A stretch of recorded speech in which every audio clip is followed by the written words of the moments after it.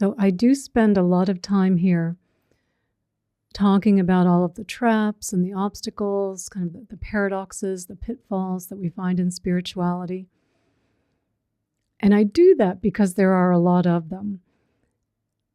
And it's so easy to really think that we're following the spiritual path. We're checking off meditation, we're checking off our mindfulness practice, we're checking off compassion, checking off retreats. And it can look like we're really following a spiritual path.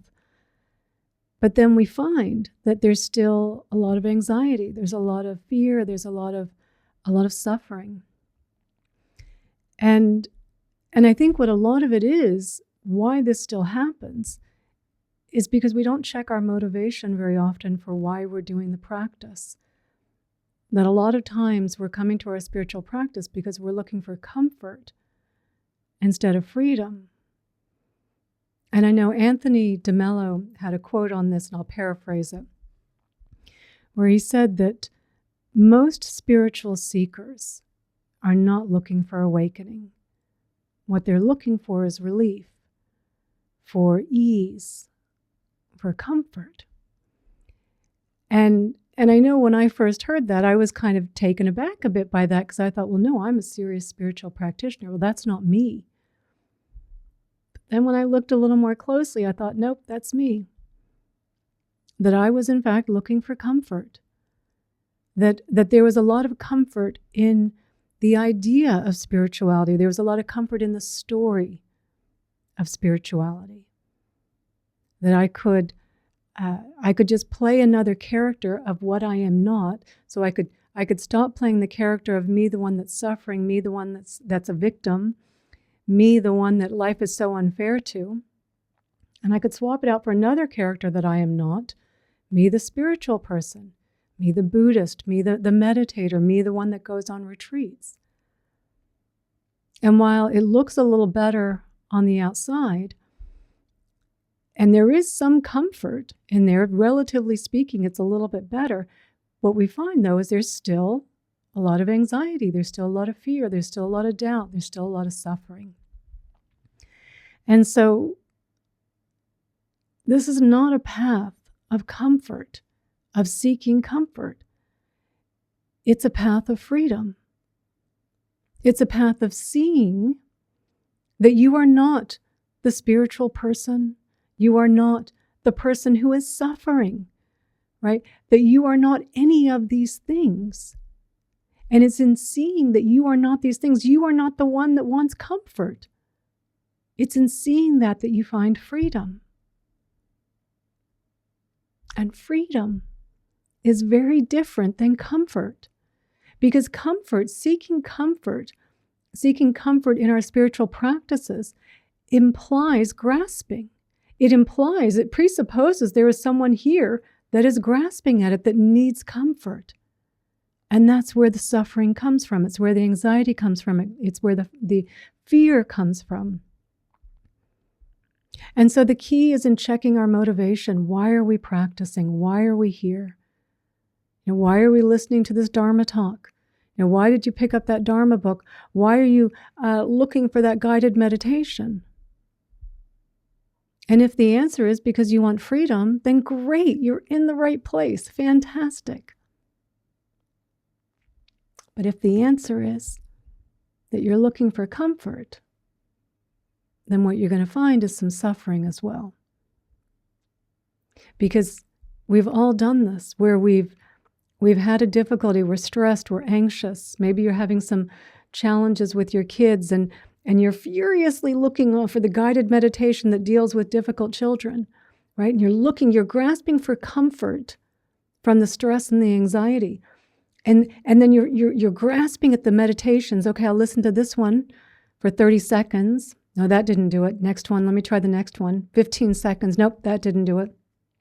And we go on and we're like, what's going wrong? I'm here doing my practice. I'm looking for my guided meditation to take my discomfort away. Why isn't it working?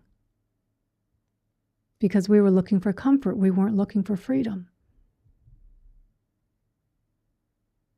And even in self-compassion, when we come to a practice like self-compassion that initially gives us some comfort, right? But we come to it with the idea that it's meant to take it all away, all the pain away immediately, right? So we come to self-compassion, go, oh, sweetheart, this is really hard. Oh, sweetheart, this really hurts, right? And we pet ourselves, and there's some comfort in that. And then we go, well, but hang on, it's still here. It's still here. It didn't go away. And we think my self-compassion practice isn't working now either. Instead of going further, instead of looking for freedom in our self-compassion, the kind words meant to bring us into our experience, to feel what's here, to be present with what's here, to breathe mindfully into what's here, to investigate the hurt, the anxiety, the doubt, the fear, to keep unpacking it and seeing what's below it. Ah, yes. And there it is, the feeling of unworthiness. And there it is, the not enough for me. And as we keep unpacking it and breathing mindfully and creating space, the feelings start to slowly dissolve. And that sense of a me that needed comfort before, we don't notice it anymore, right? Because that's what this practice is about, finding freedom. Seeing that what we thought it was that needed comfort didn't even exist. But we go to self-compassion looking for comfort, and it doesn't work. And so then we move on to the next thing, and we get attached to teachers, right? Oh, this teacher spoke to me in a way, and it really opened me up, and I really felt something. And we get very attached, and we get very excited because this teacher then gave me a lot of comfort. And now, every time I feel discomfort, now I've got to go find another talk by the teacher. I've got to go find another book. The next thing, I'm booking a flight to get closer to them because I've confused the teacher as comfort and missed what the teacher is pointing to. And that's not to say it's not nice when you have a teacher that you relate to and it feels good. Of course, we're not trying to make this more painful, but we don't ever want to confuse the words that are being spoken, the comfort that's coming there from what the teacher is pointing to.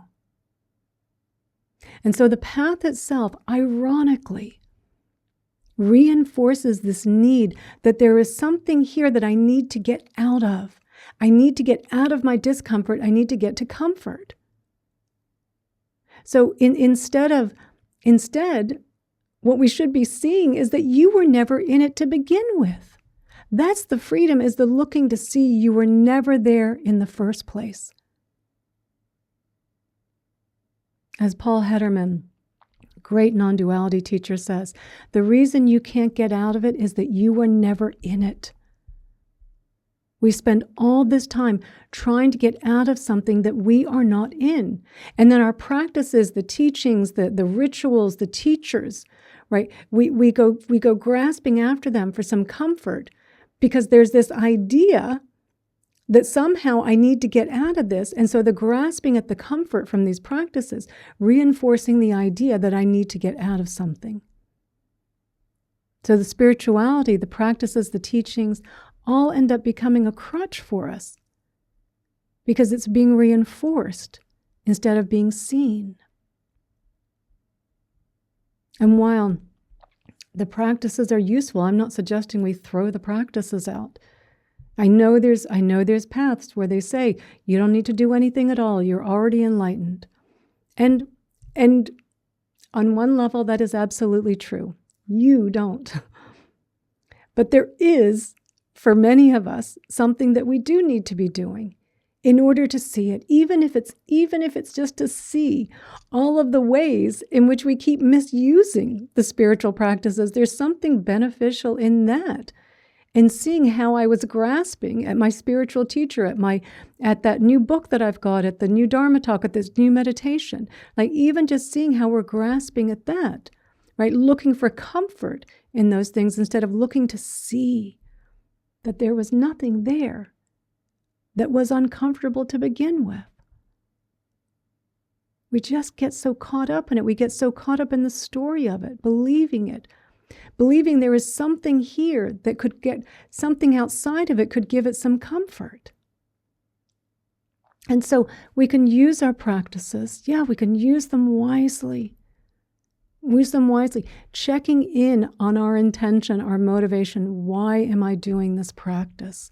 It's too easy to get to be checking everything off and not realizing that we're actually getting further away from what it is that we're seeking. Because even though Anthony DeMello says, he says, I don't think that most spiritual seekers are really seeking awakening. I think deep down we are seeking awakening. It's just that we get so tricked again, right? The illusion, as Sandy's saying, like it's so easy to get tricked again. I think we do want the freedom, but we just get tricked so easily. So we can check our intention again, right? If you're reaching for something, you're reaching for a Dharma talk, you're reaching for a Dharma book, you're reaching for, I've got to get on the next retreat. Just to ask yourself, why am I doing this? What am I looking for? Am I looking for comfort? Is that my motivation right now? If I'm reaching out for someone else to try and comfort me, then all I'm doing is ultimately getting suffering. Because even if you hop on that Dharma talk and you feel good for a little while, if you confuse the Dharma talk with the comfort, then you're not really looking. Because you just stop there. I just felt a little better, and it felt good to hear about it. It felt good to hear what peace is like. It felt good to hear what it's like to be free of suffering and free of fear. Like, man, it sounds great, doesn't it? Who doesn't like to hear that? But at the same time, then, we're still holding on to our suffering because we're still believing there's something here that needs to be comforted by something outside of me, that needs to be fixed. There's something broken here. So we're not looking, we're not sitting with it in that discomfort and saying, okay, let me just sit with it. And sit with it. What is it? Right? We've talked about this. Sit with what's here. Breathe mindfully into it. Feel it. Right? Notice that sense, that pull, that chasing, that craving for something outside of me to complete me, to make me more comfortable, to make me more whole. Right? When we sit with it and we notice it and we allow it to be, we accept what's here, what you notice is that it's not something solid, independent. It's not me. It's a feeling. It's a feeling that was connected to a thought habit, a process, a pattern that arose. And then when I brought my attention down into it, it started to dissipate. Oh, I'm seeing there was nothing here that needed something outside of it. I just was believing it again. And fine, then go on the Dharma talk, read the Dharma book, but not from a place of grasping. I mean, that's the point. Again, I'm not saying don't listen to the talks, read the books, do the meditations, go on the retreats, but not with the idea of this is going to bring me comfort. With the idea, or even just in that moment, like we can be booking a retreat 3 months out because I feel there's something wrong here. And I need to know there's something in the future where this is going to get fixed. I need to find some comfort now. So again, addressing it now, real time, it's here. It's here now. Be with what's here now. And then once you see again, oh my God, I thought there was something here I had to get out of. Actually, I was never in it, right? That's what we're coming in and seeing. That's what mindfulness is doing. Self-compassion, also just another practice to help us to be in, to come into our experience, to see, to investigate, to look and see this whole thing, how this keeps getting all wound up again, how we keep believing it, getting hooked into it in all these myriad different ways. But to see it and go, now I get it. And then if you want to book the retreat, great.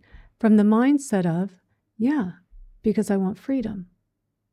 I want freedom. I'm not doing this because I'm looking to just get rid of this discomfort that I feel right now.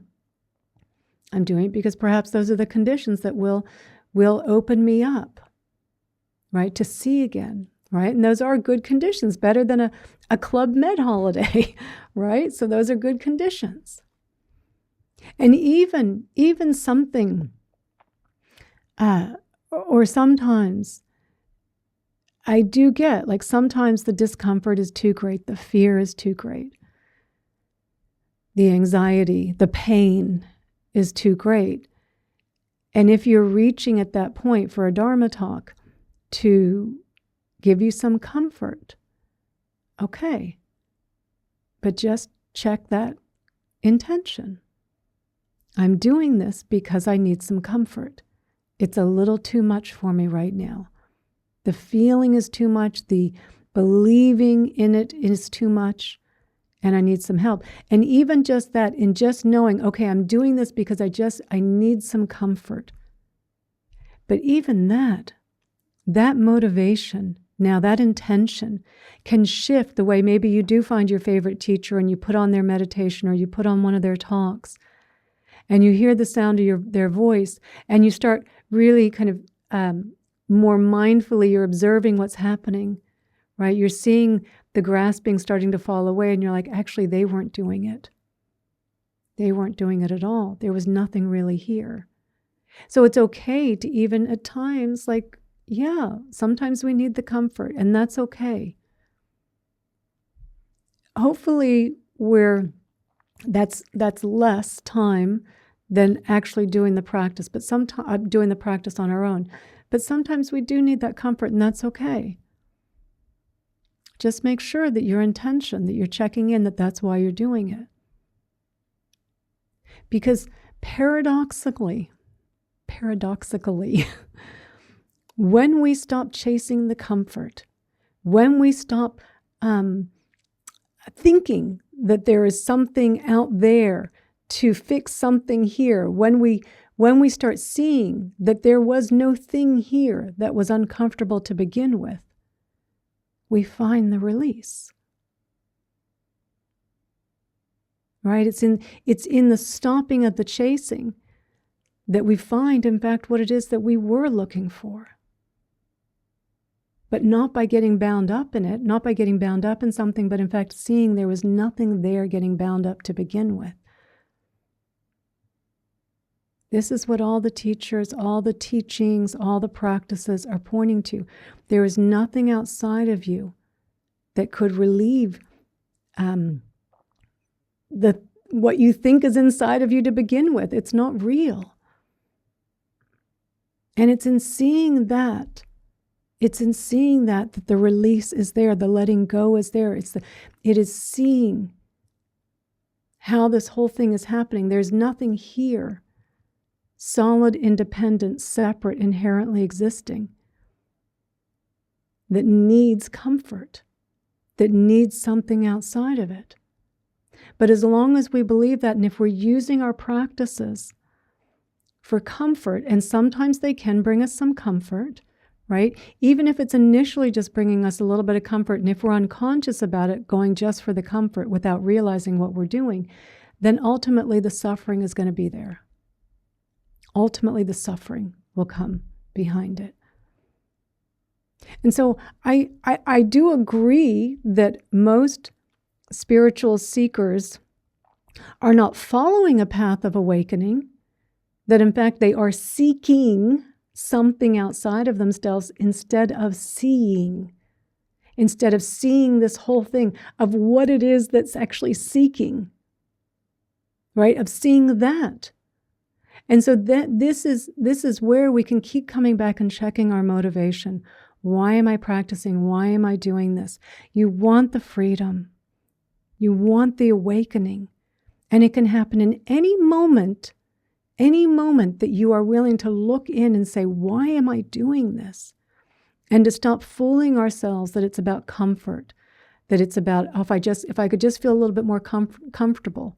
Because sometimes this isn't necessarily comfortable, the process itself. In breathing mindfully into our pain, into our fear, there is some discomfort there. And we need to learn how to be with that. Because the freedom isn't jumping to the other side of it. The freedom is, again, seeing how it was all wound up in our thoughts, in our clinging, in our grasping.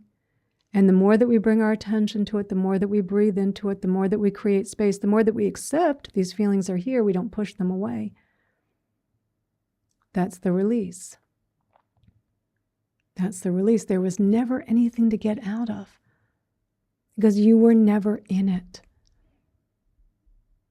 So to check our motivation, to keep checking in and seeing why are you doing things. It's great if you're on a Dharma talk, and Paul, I saw your thank you, like, yeah, and if a teacher is pointing something and it's opening something inside of you, fantastic.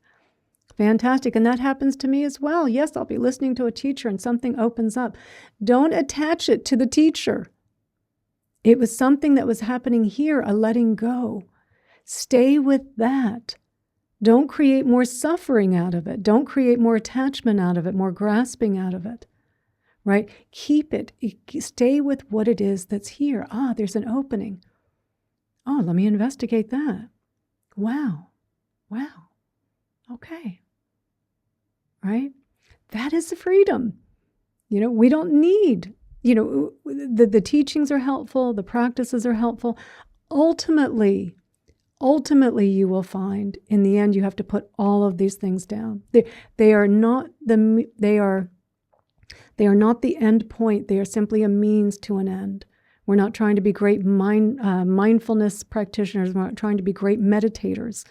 These are practices. They're tools that we pick up while we need them because we're still believing in the something here. And as long as, as we use the tools correctly, wisely, skillfully, then eventually we see there's nothing here. You don't need the tools anymore. You don't need the tools. You might still meditate because it's helpful for your nervous system. It's good. It's nice to rebalance the nervous system. You might just do it because it feels nice.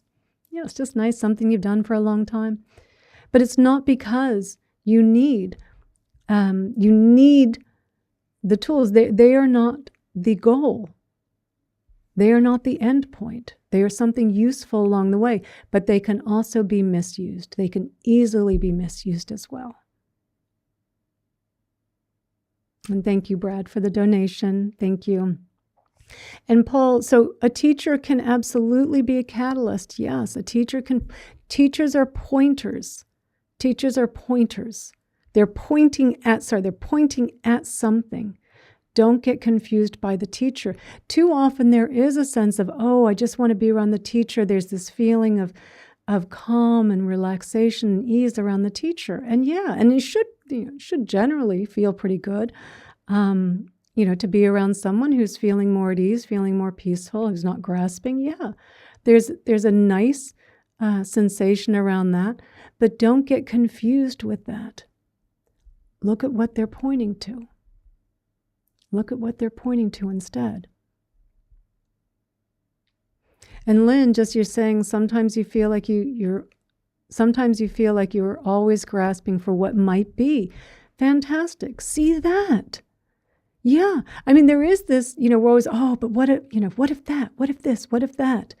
Right? And we don't even realize this grasping at this, again, just concepts, ideas. This is all just concepts and ideas. We're just grasping at those things as well. Right? And so just to notice that, because it can feel like when we're grasping at this kind of, what if that might happen? What if that might happen? And it feels, relatively speaking, kind of good, better than what if the doomsday scenario happens, right? Relatively speaking. But there's a contraction. There's still a contraction with it. There's still a tightening. And we're so lost in what we're perceiving what might be. We're completely oblivious to the grasping and the suffering that's happening and the relatively speaking tightening, the tension that's there. And of course, what also happens is once, we're grasping at what might be, and we know that desire, the other side of desire is fear. And then what if I don't get it? Oh no, and then what if this happened? Like we just start out with some fantasy about, oh my God, this would be great if all this went along, this way and all these things. And then we start going, but what if that? And what if that? What if that?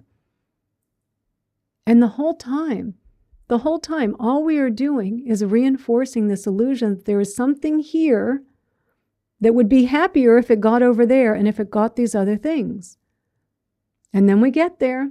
Many times we get there. Maybe it was just to get to the cafe and get a cup of coffee and a chocolate cake, slice of cake. Maybe that's all it was. It was the grasping for the cake and the coffee. And you get there, right? And there was tension on the way there. We don't notice it. We're so lost into the cake and the coffee. And you get there. And for a few moments, the grasping goes away. And we think, well, it's because I got the coffee and I got the cake, or it's the coffee and the cake that's doing it. It was the grasping that went away. I mean, yeah, the cake tastes nice. The coffee tastes nice, right? But what feels so good is the grasping goes away, but it only goes away for a few moments. And then it's like, What next? Now I got to get over there. And it's just endlessly chasing. And so much of this is we are chasing comfort. We're chasing the good conditions, the pleasant conditions, and we're pushing away the unpleasant conditions, right? But you can't have the pleasant without the unpleasant. You can't have the praise without the blame. You can't have the gain without the loss. We all get all of it. We get all of it. You can't have one without the other. And so we're always just in this eternal, oh, I've got to get over there, and oh no, and I've got to push this out of the way, right? We've got one hand on the accelerator and one foot on the accelerator, one foot on the brake the whole time. In the meantime, we're suffering. We're burning out the engine on the car. We're burning out the engine here from all the stress that we're under. And we're not living our lives. And we're not feeling okay. We're not feeling safe. We're not feeling whole. We feel like there's something wrong here because there's always something out there I got to get to. The carrot's just always a little bit further in front of me. Oh, if I could just get there. And we get there. Got here. Only a few minutes later to go, and now I got to get over there. Or it wasn't quite like I imagined it would be. And in some ways now I've got to complain about that. And we're just living in our heads. And again, even on just the spiritual path. I mean, this is why, and I have a talk somewhere on Insight Timer about seeing instead of seeking. I mean, we're just endless spiritual seekers. And I say this as a reformed seeker. Like every pitfall I give you on the spiritual path is because I've done it, right? It's not because I'm looking at it going, oh, look at all them, making all these mistakes. It's because I've seen it in myself, that I've done it as well. And it's almost, in some ways you could say it's part of the path, because we all do seem to do it. Very few seem to avoid the pitfalls, but the pitfalls are themselves a teaching and a lesson for us to see, what is my motivation here? Why am I here? Why am I listening to this Dharma talk? Am I here to just feel some comfort? Or do I want freedom? Because if I want freedom, I need to start looking at, what is she pointing to? What is he pointing to?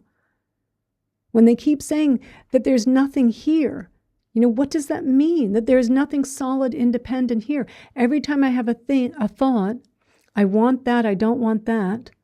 Every time I'm thinking about myself in this way, I am creating the illusion of a little me that I take to be who I am. And that little me is never happy. Even if it is, it's for a fleeting few moments. You got the praise. You got the big praise. You got the big promotion. You got the big car, the big house, right? And it's like, oh, you can kind of feel like, oh, look at me, I'm set for life. Because this is what we do. We always extrapolate it out, right? Well, now I'm set for life. How many times have we been set for life? Set for life, and our life has been over 1,000,000 times throughout our lifetime. None of it's been true. None of it's been true. And so, we're constantly chasing this idea that there's a little me that could somehow be happier if it just found the right meditation, if it just went on the right retreat, if it just got the right amount of praise, if it just looked a particular way, if it just got that relationship problem resolved, right? There's always this little me, but it's never satisfied. It's never satisfied. The ego, the self, the separate self, the little me, it only exists through duality, subject-object. I need something. I don't need something, or I don't want something, or I don't want what's bad. I don't want the criticism. Oh, I don't want the criticism. I want the praise. Okay, well, when you're seeking the praise, what are you doing? You are at the same time fearing the criticism. When you're seeking the gain, the wins, at the same time you are fearing the loss. Right? When you are seeking the comfort, you are at the same time fearing the discomfort. Instead of coming in and feeling, going, okay, this is, and there is, our impulse is not to come in and feel it. Our impulse is to jump over this, is to somehow make the discomfort go away. So everything in our mind, our brain, is telling us, don't come in and feel this. But look at what we've been doing. We haven't been coming in up and we haven't been coming in and feeling it. And we just stay lost in this cycle, lost and lost and lost, forever lost. Got to get over there. Oh, got to get this out of the way. Oh, I can't feel this. Oh, I can't do that. And just more and more discomfort and anxiety and fear. And we keep going, why does the anxiety and fear keep coming? Because we're not willing to come in and feel it. We're not willing to be with it. We want to push it away. But that too is part of the path. Come in and feel it. It's just sensations. The grasping, the craving, which feels so painful with the story, right? The story plus the feeling creating the emotion, right? Right? So then we get the story out by coming in and feeling, right? And then it's like, it's physical sensations. That the more that you bring your attention to and you breathe mindfully and you open up, you start to see them dissipate. That thing I thought I was a minute ago, it's not even here. It's not here. It was never here. There was nothing here. It was just a process that has had you fooled your whole life, thinking that if you just got over there, if you could just get this discomfort gone, then you'd be fine. And not seeing that we're like a little hamster on the wheel, just spinning and spinning and spinning, endlessly spinning and never getting anywhere. In fact, where we're getting is just a lot of suffering and dissatisfaction and discontentment and anxiety and doubt and unworthiness. That's what we're getting. And the whole time missing our lives, the whole time missing what's going on.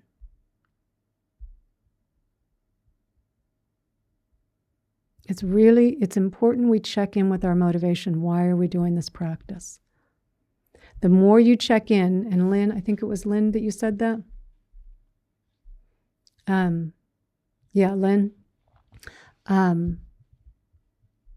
The more that you check in with that, notice the grasping. Don't judge yourself for it. Don't judge yourself for it. I mean, everyone's doing it. It's part of our, it's our conditioning. Our conditioning is grasping. It's been this way for thousands of years for humans. I don't think it was this way way back when we were living very much in accord with nature and tribes, and it was just such a different way of existing, but we have lived this way for a long, long time. It's part of our culture. So it's part of our conditioning. None of these thoughts are yours. These grasping thoughts, they're not yours. They're not yours. They're kind of all floating around in the society that we're in. So it's hard. How could you not? You're arising based on everything in your culture, your society, the media that you're exposed to, seeing everyone else grasping and the images. Oh, look how happy they are because they got that, right? We see a million images of people playing volleyball on the beach, and all of a sudden you throw a Coca-Cola in there. My God, they're the happiest people in the world, right? We start to associate. Oh my God, that means happiness. Or it's Miller Lite or it's Budweiser, whatever it is. Right, that we start to associate. Look at him driving the new car. They look so happy. Look at them doing this. They look so happy, right? And you see all those images. So of course the grasping is there. Of course the grasping is there. So it's not to deny the grasping. Don't deny the grasping. It's great that you're aware of it. It's great that you're aware of it and you're willing to admit it. Like, yeah, there's a lot of grasping going on here. That is so insightful. So insightful to see that. So now it's be more mindful. Notice that it comes with a contraction. It comes with a clenching. Got to get over there, right? And it's just, here's the grasping. Here's the grasping. It's something more pleasant, some pleasant condition. I'm just imagining a pleasant condition, imagining being praised, how wonderful that would be. I'm imagining having the success, how wonderful it would be. Just noticing the grasping. Okay, this is what's here. Now come in and feel. Allow the feelings to be here. Investigate. What's going on here? What is going on here? Wow, look at this feeling, because I thought there was something better out there. And as you investigate, and we know that we use, or at least I teach a lot with the RAIN acronym, we recognize, allow, investigate, nurture, if we're really in the depths of our suffering, but also when we're kind of we're not in the depths of our suffering anymore. We've really tended to that feeling of fear, those doubts, those feelings of unworthiness. The N is not self, what it was originally intended for, not self. Oh, there was never a me that was going to be happier over there. And in investigating that and in seeing that, Lynn, you open up and you go, oh, here it is. Here's the freedom. This is what I want. This is the freedom. It's right here. It's not in the getting what I want. It's not in getting some more pleasant condition. It's in seeing the grasping at it. It's in seeing the grasping. And thank you, Paul, for the donation. I hope you're still here. I'm sorry that I'm just now acknowledging it. I did see it, but thank you. Thank you. So I hope that helps. If that helps, Lynn. Yeah, and Sandy, for sure, the corporate dream is not what the heart wants. No. No, and of course, this is where they, in corporate settings, where they use meditation and mindfulness, where it's called often McMindfulness, because it's used to reduce stress, to try and create, to help people be more productive. But it's really missing the heart of the practice. It's really missing what the practice. And hey, if your office offers it, like, go do it. I mean, maybe that's how you ended up here. Great. I mean, all it takes is just being introduced to it in some way. And then it's like, ooh, I want to go beyond the productivity. I want to go beyond that. There's something deeper here. There's something more. There's something, wow, I'm really missing here. Missing seeing, right? So we don't, it does come in a lot into corporations with, in that case, with kind of more ego intentions, looking for a better bottom line for the company, better profits, more productive employees. But hey, just that exposure, like Paul, like you were saying, in that exposure, the teacher can then be that catalyst to be like, oh man, I want to explore this more. There's something here. There's something here. And thank you, Julie. Thank you for the donation. I appreciate that. Thank you.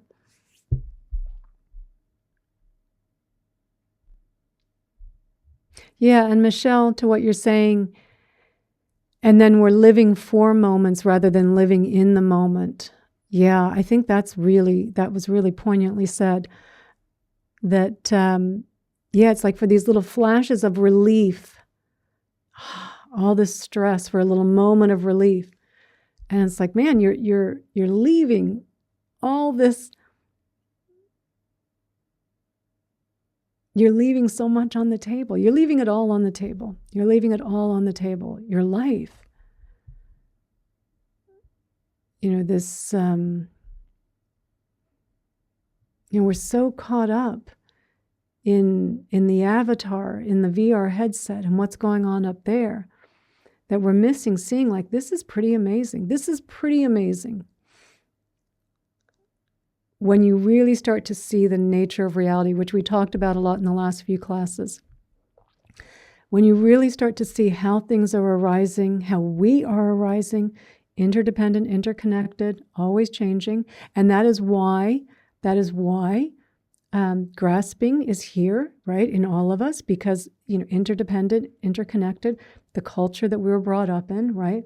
But then other conditions came along where we've been exposed to spiritual teachings for some reason, no choice, no independent choice here being made about liking, if it was Buddhism or if it was Advaita Vedanta, if it was just, mindfulness meditation, like no, like, oh, I decided to like it. We had the conditions that, it touched something here and it kept us moving forward.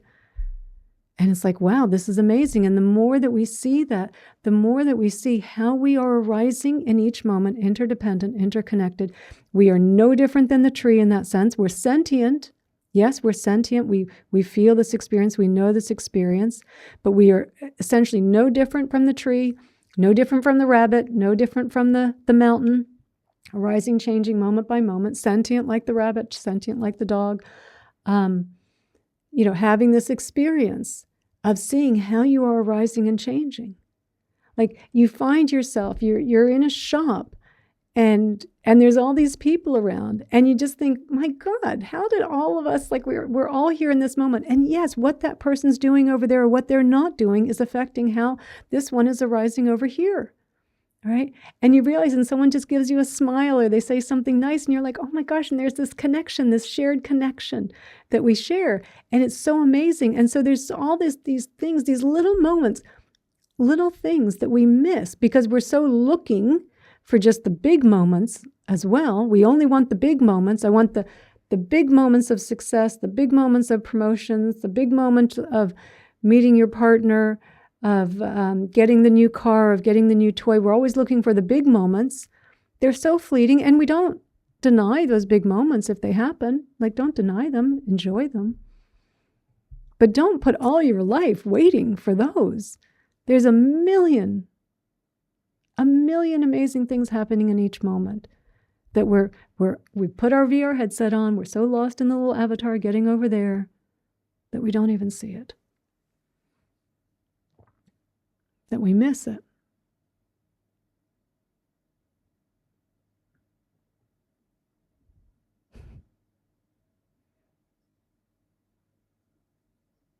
Yeah, it's just crazy what we're missing.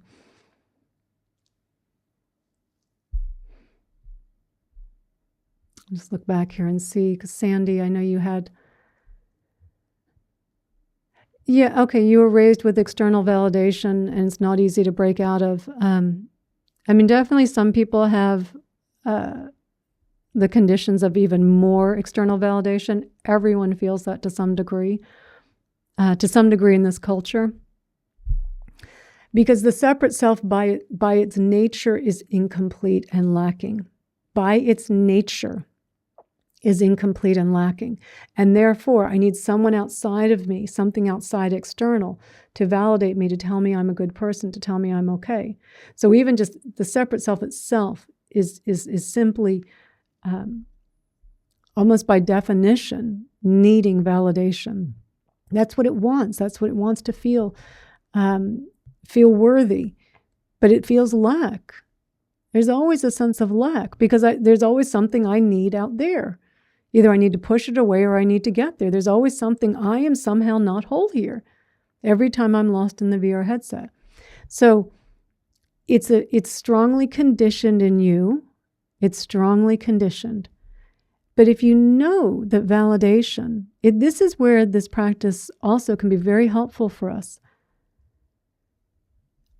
When we know, and I should put this, I have a talk on this, like our top 10 playlist. When you know what it is that you're most often looking for. For Lynn, it's just the next thing, right? Or you were saying the, how did you put it? For what might be. So for you, you'd say, okay, there's a lot of always looking for what might be. For Sandy, you'd say there's a lot of always looking for validation. And knowing that you can wake up in the morning and say, the need for validation is going to be there. It's going to be there. It's going to come up today. It's going to mostly come up when I'm really tired. It's probably not going to be there so much in the morning because you've meditated and you're feeling pretty good and just the day hasn't gotten to you yet, right? So also it's good to think about it during the day, like when does my energy fall off? When do I feel a little more tired? When are the times when I start to get really lost? A lot of people between like 2 and 3 can sometimes be a pretty, kind of a tiring part of the day for people. Going to sleep at night can be difficult because that's when you start thinking about all those things. So the more that you can be aware of it, yeah, Lynn, you're saying awareness is key. The more that you can know, yep, there's that need for validation. Okay, I know you're coming today. I know you're coming. It's okay. And it's okay that thought process that you need validation, that you need something outside of you. It's okay that it's there. Don't push it away. Just the opposite. Oh, here you are. You're needing some validation. Oh, sweetheart, what's going on, right? And we can really talk. We can use self-compassion in a way to talk to, oh, sweetheart, you're needing some validation. I understand, right? Breathe mindfully, feel it. Yeah, I get it. It's okay. It's okay, you're here. It's okay. Right? And so in this way, we kind of talk to it in a way that gives it kind of some temporary form, a little bit more, but in a softer way that allows us to get closer to it. Because behind, so much in the validation that we're looking for outside of us is, again, the sense that I'm not enough. Right? And so we can start to get to that, oh, yeah, I get it. I get what's going on here. Like you would for a child that would come to you and say, like, I got criticized, so maybe we'll take the other side. I got criticized today and it was really painful. And you go, oh, sweetheart, it's okay. It's okay. Come here. Let me put my arms around you. Let me hold you. It's okay. We can be here with it. Let's just feel it. Let's feel that. Right? Because again, remember, in seeking praise, we are fearing criticism at the same time. We don't realize it. But that's what we're doing. We are fearing criticism at the same time. So the more that we can come in and just comfort it, yeah, it's okay. It's okay. And as you do it and you feel and you breathe and you allow it to be here and you keep investigating, and what's behind that? What's behind the need for praise? Oh, feeling of self-worth, right? Oh, you're not feeling worthy. Oh, sweetheart, okay. Let me give some space to you too. The more we can give our attention, which is our love, our attention to it, right?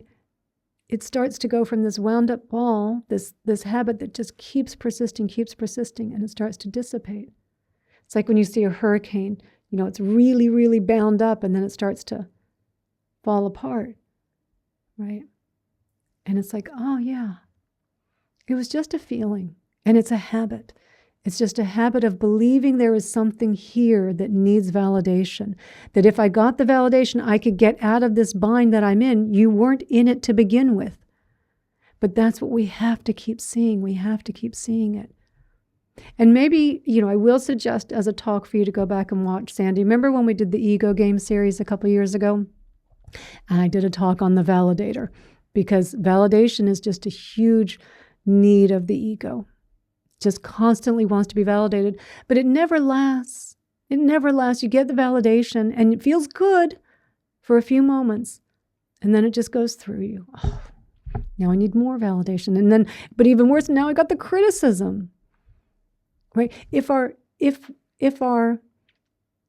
we keep thinking that this practice, this path, is about trying to create pleasant conditions outside or even pleasant conditions inside, if we're thinking it, if that's our motivation initially,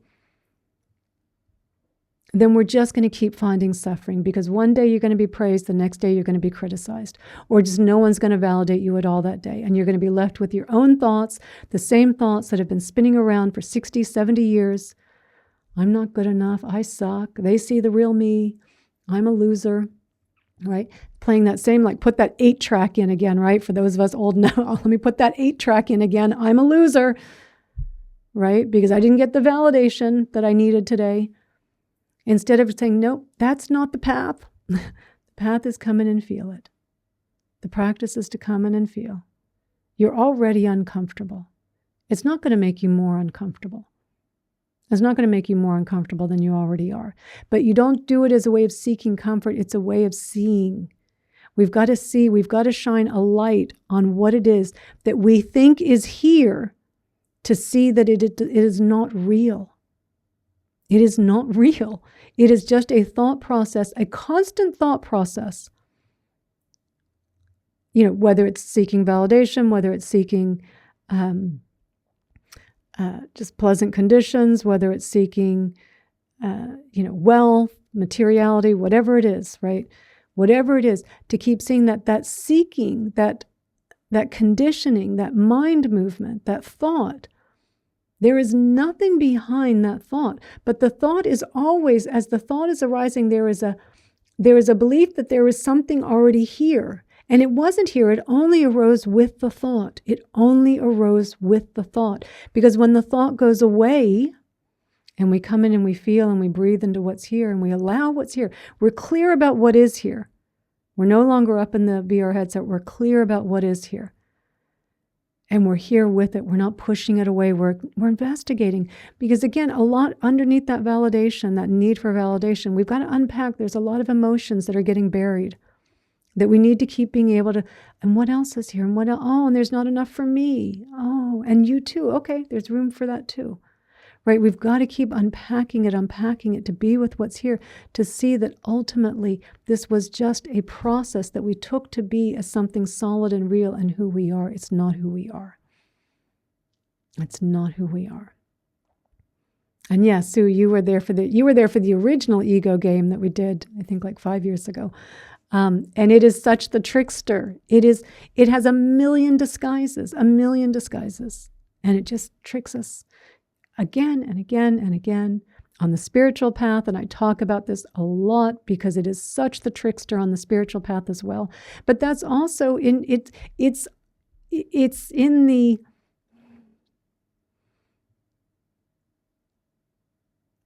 when we see it, even fooling us on the spiritual path, I don't know that that's necessarily a bad thing. It's like, I just saw you again. I just saw how clever it is. I saw another side. Okay, great. I saw another side. Yeah. Yes, Brad, the 8-track. Probably not everyone on here knows what an 8-track even is. Yeah, and thank you, Michelle. Thank you, my dear. Thank you for your donation. Thank you. Yeah, such the trickster.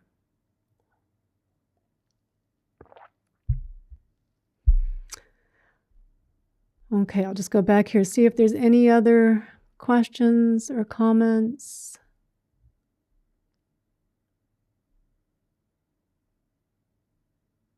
Oh, Kimmy. Hi, Kimmy. I hope you're still here.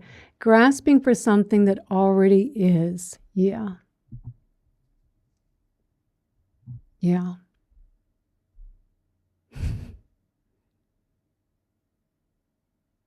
Yeah, the grasping again, while it's creating that separate self, that ego, the little me, at the same time, it's also creating that sense of I'm incomplete, I need something.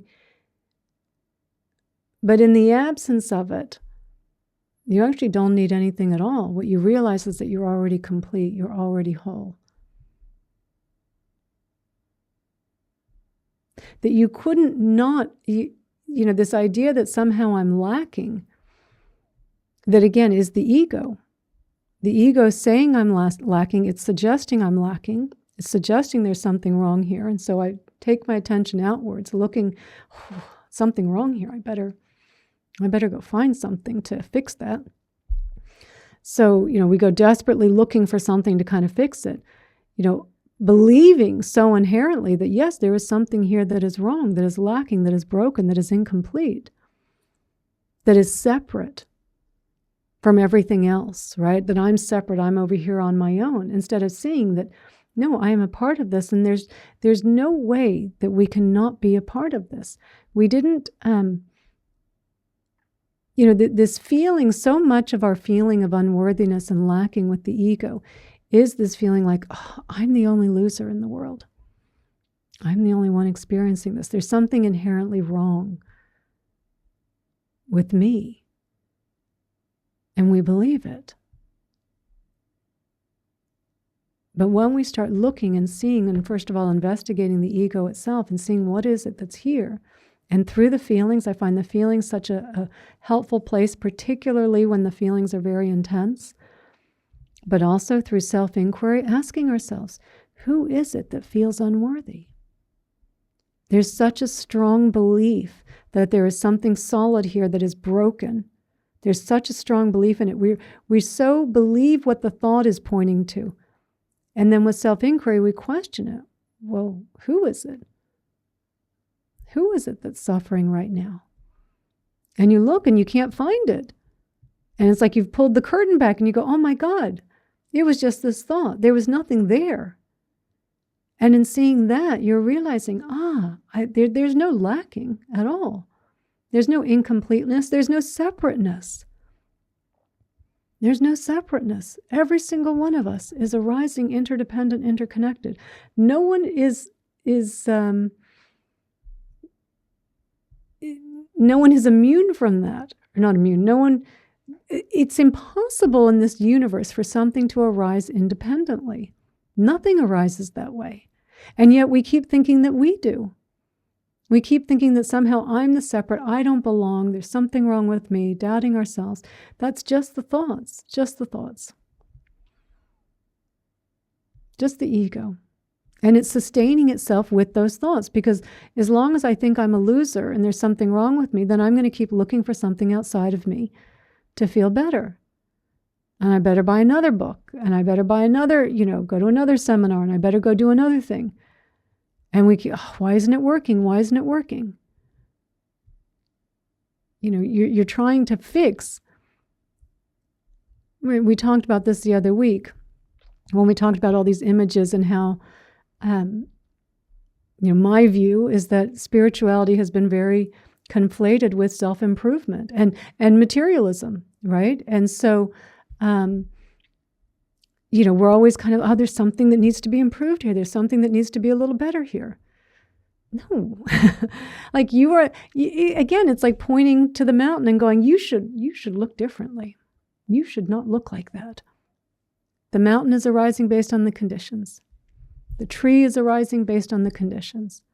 This is arising based on the conditions. Based on the conditions. Nothing independent here. Nothing independent, separate, solid here. So how could I feel this, like, I need to improve? I need to be improved. Like, again, it's like saying the rain, like, you're not coming down the best way, rain. You could be a little improved. Why don't you do it differently next time? You're such a loser, rain. Why are you doing it like that? That's, as ridiculous as that sounds, that's how ridiculous it sounds when we're trying to improve ourselves. And ironically, again, because this whole path is filled with paradoxes, and it's just, it is the way it is. Ironically, you stop trying to improve yourself. Ironically, when you see, kind of how you are arising, all the conditions of how you've been arising, how interdependent, interconnected you are, things appear to be a little easier. They are a little easier. Because you're not carrying around all this baggage that you were carrying around before. The baggage of me that needs to be more improved. The baggage of me that needs to have a better experience over there. You're not carrying it around anymore. Oh, what do they think of me? Oh, what do I think of me? Did I just say something wrong? I'm such an idiot. I can't believe I did that. Right? Instead of just recognizing, those were the conditions. Yeah, that didn't come out right, did it? Yep. Those were the conditions. Not to say, I always want to balance this out, because someone's ego is going to go to the extreme side of this. Yes, if the conditions were arising that something came out of this mouth that was unkind, yeah. As soon as that recognition is there, go and apologize. Not because your ego is damaged and can't handle it, but because there's the recognition someone was hurt. And not to explain all the conditions of why it happened. That's for you to know, not for them to know. Yeah, Sandy, yeah. I need to be more spiritual. That is the paradox of it all, right there. That should be the t-shirt. I need to be more spiritual. Signed the ego. Signed, or on the back, signed the ego. Says the ego. I need to be more spiritual, Yeah.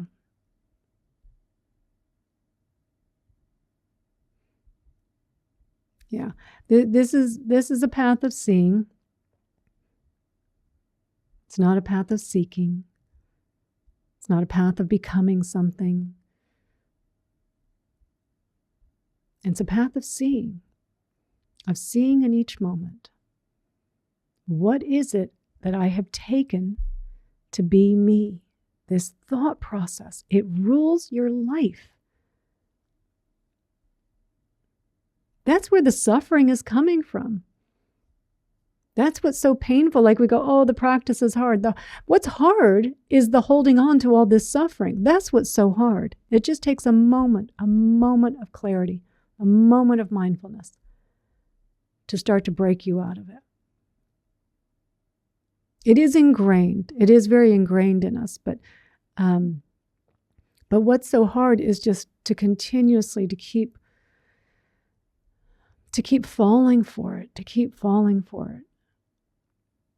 When the instructions really are quite clear. I mean, they're not on day one. I wouldn't start out a beginner meditation class with this. Just the terminology, the ego, the chasing, the grasping, the resisting, all of that's, very new for a lot of people. I wouldn't start on day one with this. But if you've been on this path for a while, and you're still finding that there's a lot of fear, a lot of anxiety, a lot of doubt, a lot of grasping happening, then I would point you in the direction of more seeing.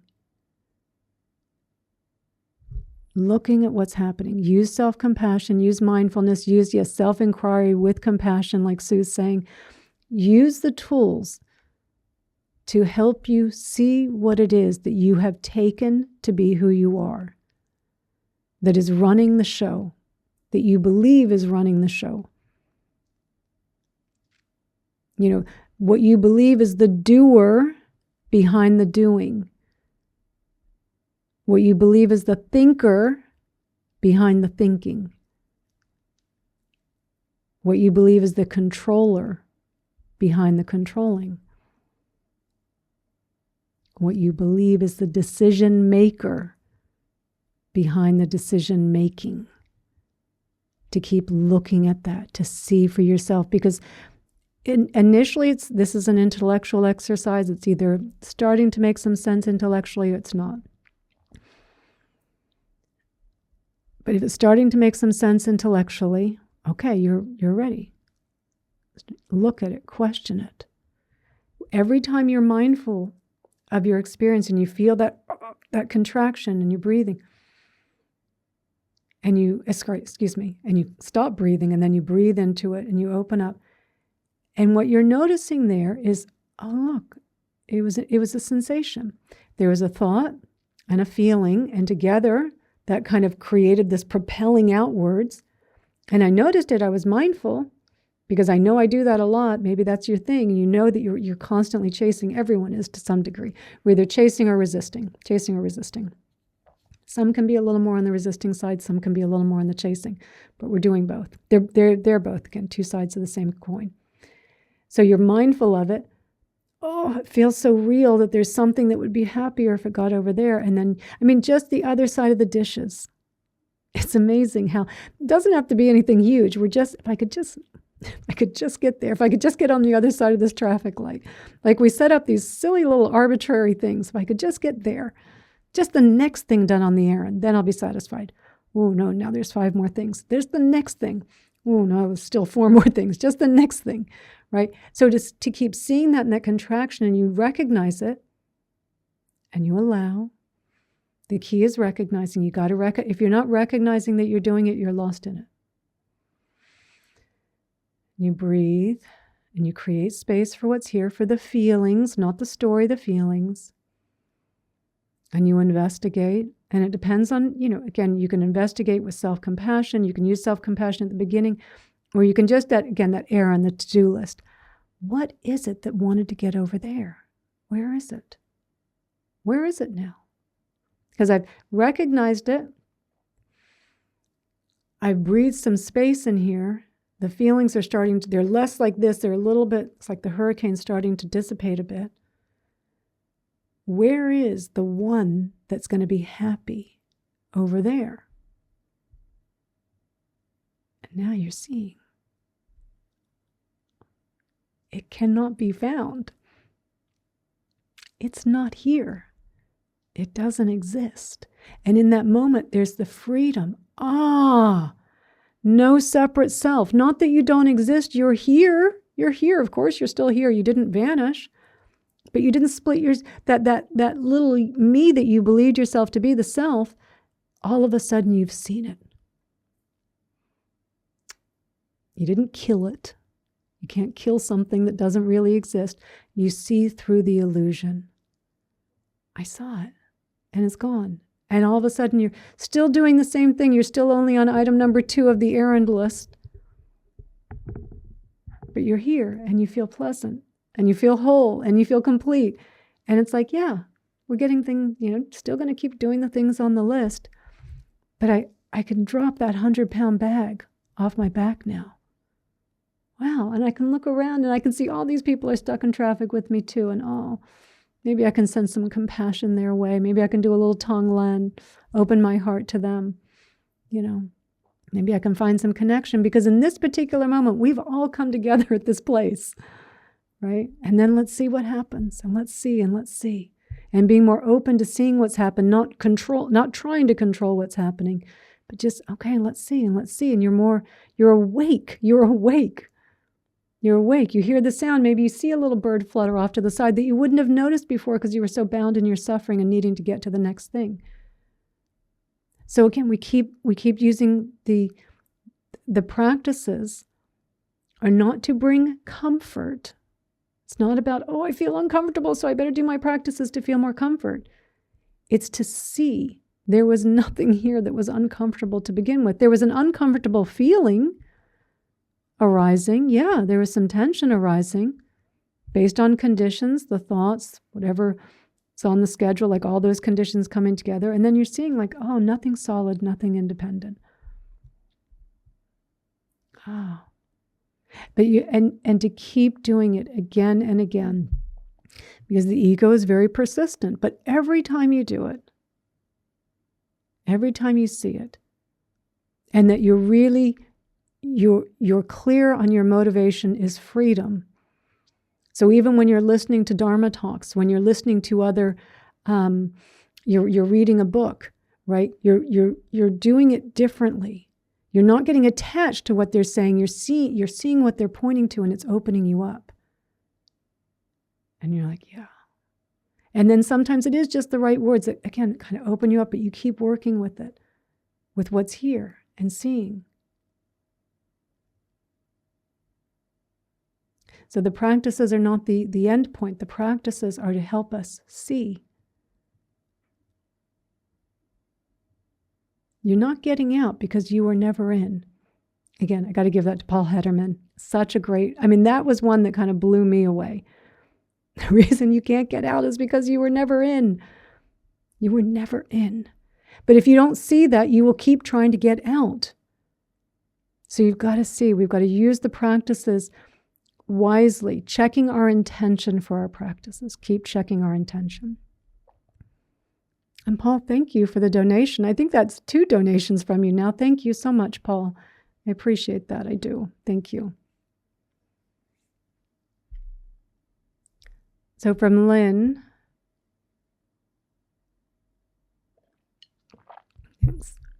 what we think of something is what creates a problem. Things, situations, people just are. It is the whole cycle, Lynn. It's this, we have this imaginary self. We just imagine ourselves into existence.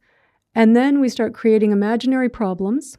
And now I've got to have some imaginary solutions to the imaginary problems to appease a little imaginary me that is only going to be satisfied for a few moments and then go, but what else? And then we just keep going around again and again and again.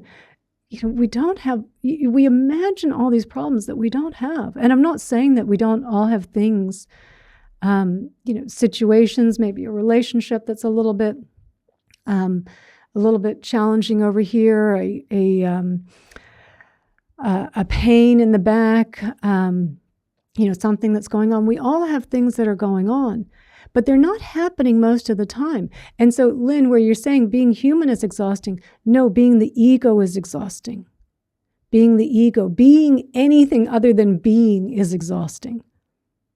But when you are just being, because you see there is nothing solid here, you're arising in one situation with different people, always kind of a little different depending upon where you are, not like, hopefully not trying to be something different, but we're always arising a little bit different. Like, yeah, these are the conditions. And sometimes they're a little stressful. Sometimes things are kind of speeding up. You're running late. You're running for the plane. Oh, okay, let's go. Let's see if I catch the plane. Let's see. And if I don't, let's see. Let's see what happens. right? And so it's, again, it just changes this thing.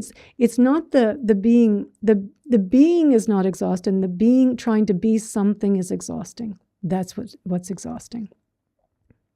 And Kathy, the quote was, the reason you can't get out is because you were never in it to begin with. I might be paraphrasing just one or two words, but it's this is what we're all trying to get out, but you were never in it, right? This is the, like, I mean, I heard that and I was just like, what? Like, you see this futility, you see this kind of, oh my God, that's exhausting. That's exhausting. You see this futility that you were trying to get out of something you were never in. And the whole time, you had the capability of looking. And it's just like, I mean, I've used this example many times. When Dorothy, actually, I used the example of Dorothy pulling back the curtain on the Great Oz and going, oh my God, you're just this little old man pulling all these levers. But then the great, the witch, Glenda, I think it's Glenda, the good witch, says at the end, just click your shoes together and you can go home. And she's like, you could have done that the whole time. You could have done that the whole time. You've been racing to get there somewhere. She was racing to get to the city of Oz and thinking that something was going to happen there. The whole time she could have clicked her heels together. And the whole time we could too. And when the conditions are right, and they're arising in a way, and then you're here, the conditions are right. If you haven't logged off yet, like some will haven't said, I don't know what she's talking about, that's fine, right? Maybe we just planted a seed there for later. But you're still sitting here. Lynn, you're still here. Kathy, you're still here. Paul, you're still here. Yeah, the conditions are right. You can click your little heels together at any moment. At any moment. And in quotes, be home.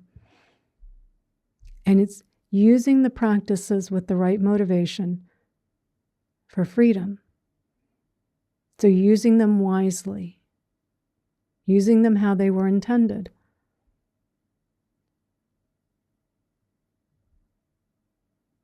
And again, it's okay if there are times when you just want some comfort and you just want to go on a Dharma talk and you just want a little comfort.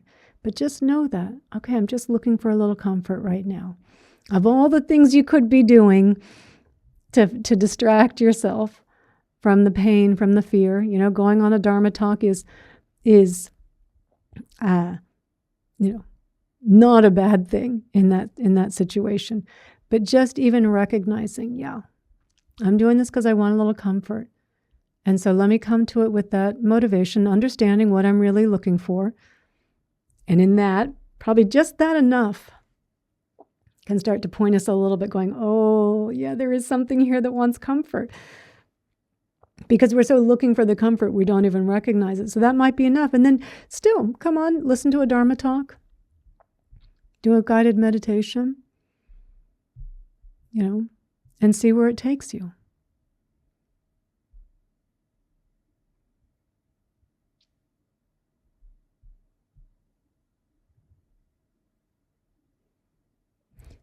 Just be mindful of that ego. Always comes with a contraction. Always. Always, always, always. Whenever that little feeling of, something's just not quite right, because we're so used to the stress hormones. We're so used to them. They're so familiar.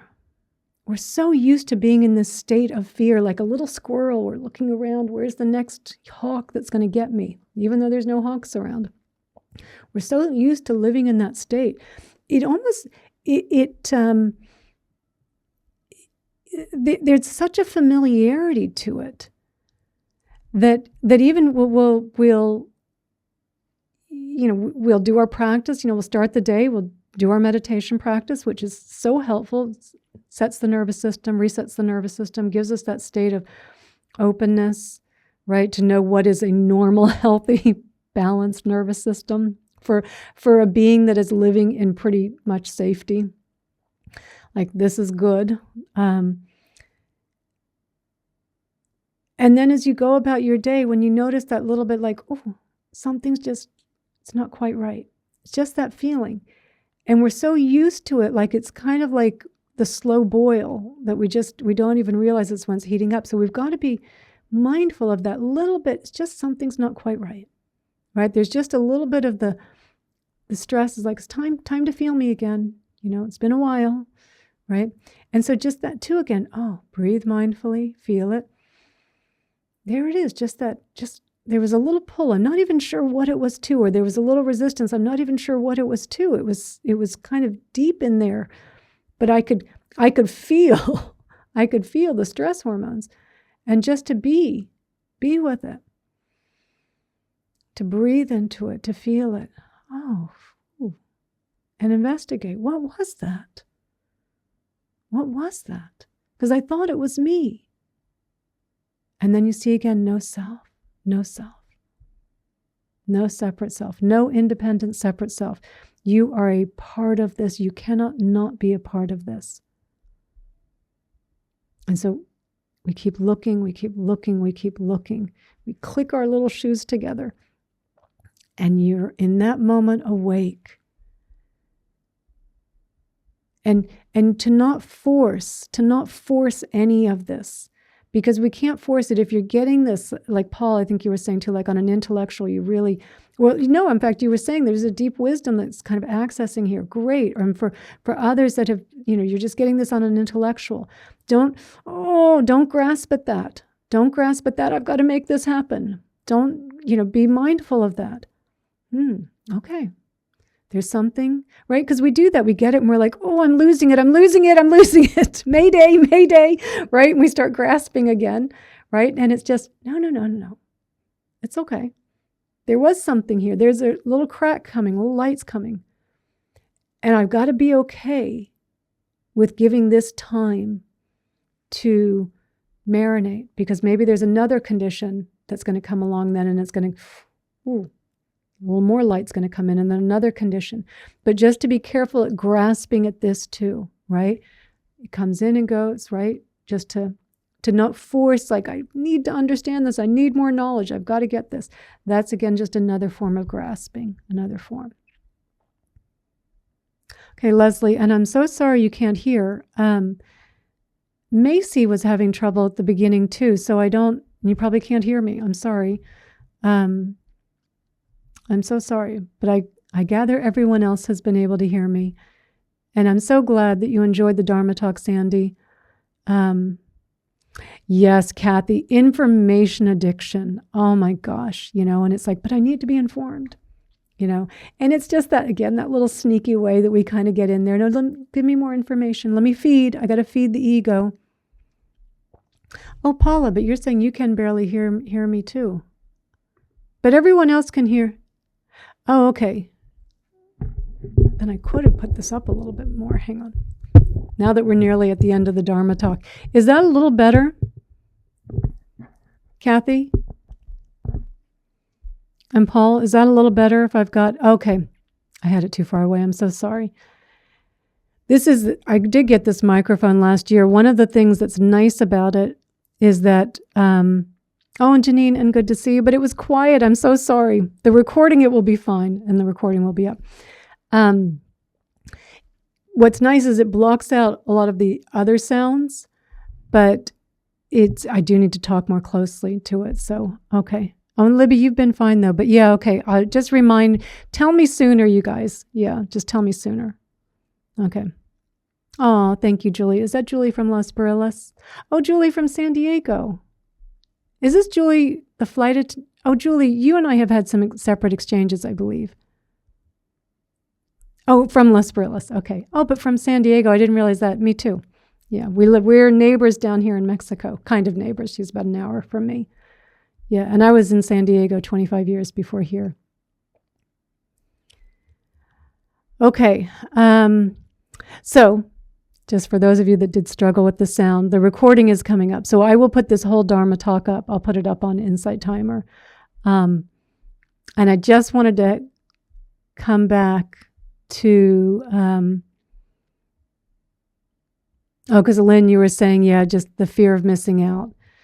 Yeah. So just be mindful of that too. Just be mindful of that. Or for those of us that are introverts, the fear of being included, right? The FOBI, right? Be mindful of that, right? Because then that's the resisting side. Oh, I don't want to be included. Don't ask me to come. So, just to be mindful, anything that's grasping, and again, just to notice, oh, here's the fear of missing out. Oh, okay, let me feel it. Right? We're so locked into the story that there's something out there that I could get to. There's something here that could get there that we don't even realize I'm missing out, but what I'm doing is torturing myself in the meantime with all this constriction and all this pain. That's what I'm doing. That's what's happening. So just to keep all of the ways, and Mary, thank you so much, my dear. Thank you. Another of our little San Diego crew. It is a helpful exercise to write down, just notice throughout the day, kind of some of your most recurring thoughts, right? Some of us tend to have themes, and they can stay for a week or so, depending upon what's going on. Oh, this difficult person or this relationship, or, fear of, there's an event coming up that you're not invited to. And so the fear of missing out is coming up a lot. And if you can write it down and identify what they are, then you can be more aware, and you can look at the list and okay, I know who's coming today. Oh, fear of missing out, you're going to come later. That relationship that's a little bit, going through some difficulty, you're going to come up later, right? Not that you can't think about the relationship, but not we don't want it happening in an unconscious way, right? Doesn't mean that you can't sit down.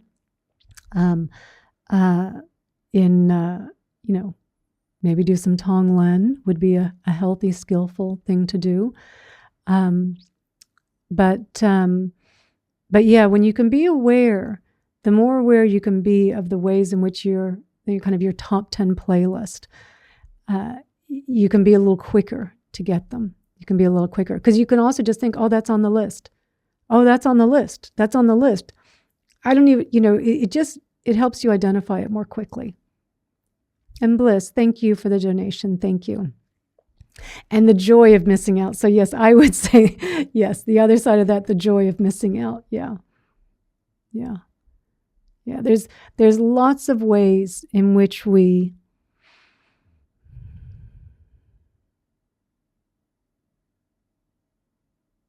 create a lot of anxiety and fear and doubt and self-loathing and unworthiness with our thoughts. They're not your thoughts. They're not your thoughts. They are conditioned. And that can be too. We can feel like, oh, I can't believe I had that thought. Oh my God. I'm a spiritual person. I shouldn't have that kind of a thought. They're not your thoughts. And so just as the conditions arise, that you're more mindful at sometimes, to really make sure that you're coming to the practice with the right motivation. Freedom. I do get what Anthony DeMello was talking about, that most spiritual seekers are not on a path of awakening because they're just looking for comfort, they're looking for relief. But I genuinely believe that everyone does want this, that people want the freedom. They want the awakening. It's kind of part of the path we get. Ego just slips in there, right? And goes, don't notice me over here. And we go, I won't. I'm more spiritual now. I'm going to be more spiritual next week, because then I'm going to finish the course and then I'll be more spiritual, right? So, it's just another trick, but you see it. You see it again. You're like, man, that was a good one. You really got me on that one. Man, it was so subtle. But the more you keep looking, using your practices wisely, compassionately, not getting too attached to anything, and just letting this happen. You can't force the awakening process, but we can, use these conditions of this talk to help you see where you might be going a little bit astray, to bring your attention back to what it is that what you're looking for, to find the freedom. Okay? So with that, I think I am just going to go ahead and end us right here. So next Sunday, what I am going to do, and Janine, for those of you in Australia, and Chris, I don't know if you're here, but Libby, my sister from Australia, is here. So next Sunday, we're going to do, because I said I was going to try and do a half-day mindfulness retreat a month. So I'm going to do it next Sunday. And but what I'm going to do is I'm going to start it at noon, which is when we started today. And so noon Pacific time in the U.S., which I know is 5 a.m. for those of you on the East Coast in Australia. And I know it's getting a little, I think it's maybe 6 o'clock maybe. I'm not sure in the UK, but this does seem to be a good starting point. And then we'll maybe just do a little bit of a shorter in-between retreat, maybe just 2 hours, and then meet again. So rather than me trying to do 2, so that for people in Australia kind of doing it later in the day, I thought, why don't I just start it at this time? So we're going to do, we'll do a half-day mindfulness retreat next Sunday. And even if you can't do the whole retreat, that's fine. You can take the focus of what we're going to be doing for the retreat and still do some practice with it, some investigating a little more deeply. I mean, I do like half-day retreats, giving us this time to investigate these topics a little bit more. This would have been a good one, actually, to have done this one as a retreat. Maybe we'll do that next month. So just to let you know that will be next week.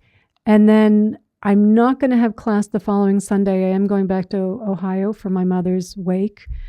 And so we will just have one Sunday off. I will still be going back to Ohio every 2 months or so. So there will be one class just missing there, but then I'll be right back the following Sunday. Okay? So I think that was all the announcements. You're very welcome, Lindsay. Thank you, Paul. And thank you all. And thank you all so much for the donations. I so appreciate it. Thank you. And for all the great questions and the comments. Thank you so much. And great, Janine, you'll be able to catch, Sunday, but you'll be able to catch the early session. Fantastic. Okay, good. Okay, and Lynn, thank you, Julie. So thank you all. Have a wonderful rest of your Sunday, rest of your Monday for those of you in Australia. And I'll put this whole Dharma talk up on Insight Timer. Okay? So thank you so much. Thank you, Michelle. Thank you.